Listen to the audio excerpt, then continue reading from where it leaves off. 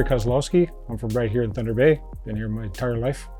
And this is my 1980 Kawasaki Z1R drag bike, 1200 cc's, and Mikuni flat slide carburetors, Dyna 4000 ignition, 7-inch slick, runs a wheelie bar as well. I just recently got licensed to run 9-second class. I've had this motorcycle for 2 years now. Bought it off a friend of mine, and it's kind of a lifelong dream of having an actual drag bike. I've raced for over 25 years, but mainly on my street bike, and so this became available, so I grabbed it. Got some really good sponsors. I've got Heartbeat Hot Sauce as my main sponsor. Black Dog Construction and Management, again, another one. Excalibur Motorcycle Works, and the Brown Street Bike Shop came on board this year as well. They're helping me out too. Heartbeat Hot Sauce is from Thunder Bay. They've gone global. They're a really cool company, great people, great products. Everybody knows what Heartbeat Hot Sauce is if you're in Thunder Bay. Excalibur Motorcycle Works, also been around for about 30 years. They've supported me even in my street bike racing days. They supported me a bit. And Brown Street Bike Shop is a new shop, and they're helping me out as well, a new motorcycle shop. And of course, Black Dog Construction is my company, but sponsored myself, of course. Well, I'm a general contractor. I do mostly home renovations. We're expanding into commercial stuff shortly, more commercial. Like I said, we do mostly home renovations. We do a lot of tile work, general contracting, general construction, framing, drywall, windows, doors, soffit, fascia, eaves trough. We do it all. A lot of experience. I've been doing all these things for over 35 years myself. My new business partner, same with him. He's a red seal carpenter, so I'll be bringing his experience on board shortly. Yeah, we went to Rock Falls Raceway in the late spring this year, and that's where I did my licensing in Rock Falls. That's in Eau Claire, Wisconsin. And yeah, we're planning on going back there later on this year, hopefully. I know the first couple of runs I did, I was hanging on for dear life. It was kind of a shock. It's a learning curve for sure. Holding the throttle wide open and dumping it is counterintuitive on a motorcycle. You're not used to doing something like that, but that's the only way you can ride this thing. Wide open throttle, it's the only way it runs. Lots of learning there for sure. It's not just like a street bike. You don't just push a button, start it, and drive it down the strip. This thing's a lot more to it than that. Starter cart.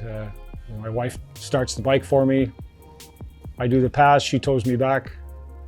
We gotta pull the clutch all apart every run, cool everything off, check everything out, reset, do it again. Previous to this bike, I used to run my street bike, which is a 1977 KZ1000, and that bike just in street trim ran 1170s at 113 miles an hour, 114 miles an hour.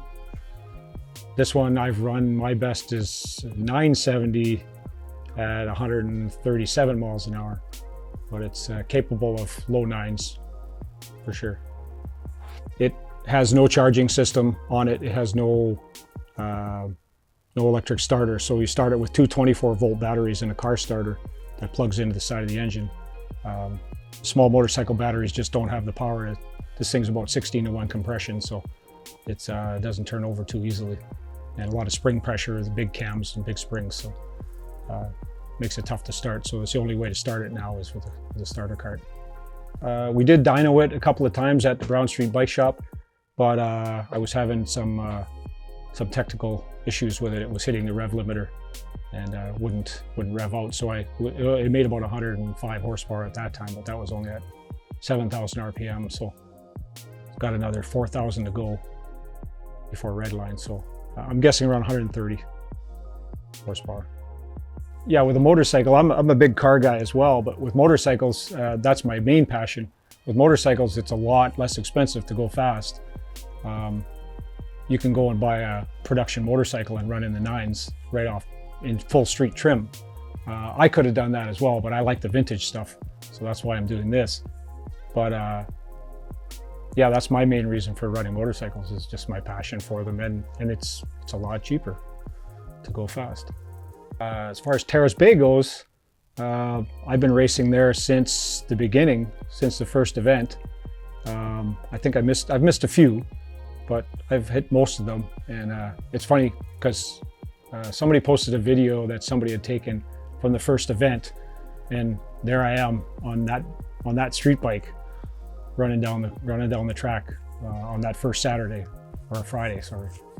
It's pretty interesting. Well, I think people should certainly come out and see Terrace Bay Drag Fest. It's local, it's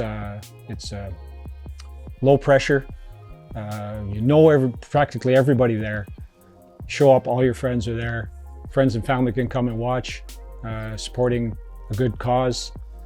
Yeah, it's just great low pressure racing, and everybody should go at least check it out. If you haven't, do it.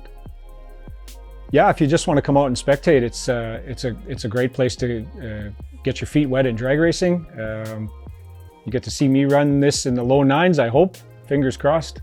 But there's a lot of other vehicles there running close to 200 miles an hour in some cars, and some motorcycles running in the 180s. Pretty neat stuff.